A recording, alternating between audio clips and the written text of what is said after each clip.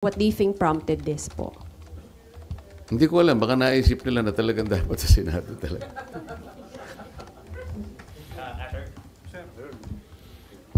Sir, good morning po. Asher Kadapan Jr. from UNTV. Sir, tanong lang, ano po yung recommendation na dapat na maging direction po ng Blue Ribbon Committee investigating the anomalous flood control project?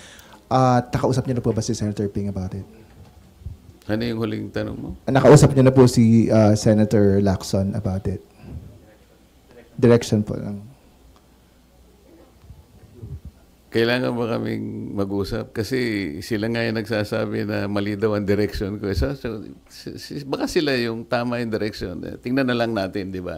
Hindi ko kasi alam kung bakit sinabi ni SP Soto na tingin namin mali yung direction. Marami raw dissatisfied sa mga kasama namin. Sino kaya yung kasama namin dissatisfied? Baka si House Speaker Romualdez lang ang dissatisfied doon sa paraan ng aming pag-imbestiga. Sabi ko nga sa inyo, committee investigation is not police investigation.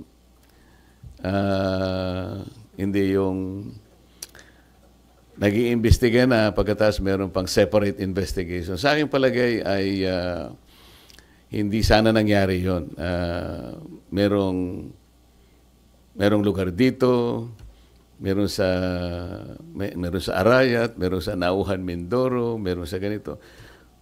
Bakit pa isa-isang ganon? Ano ba yun? Meron ng Blue Ribbon Committee. Ba't kinakailangan magsagawa pa ng individual investigation ang bawat isa sa amin? Meron naman kaming Blue Ribbon. What does that suggest to you? Kasi sa House of Representatives na kung saan nagtagal ako, pagka yung isang subject matter tinitake up na sa committee, wala nang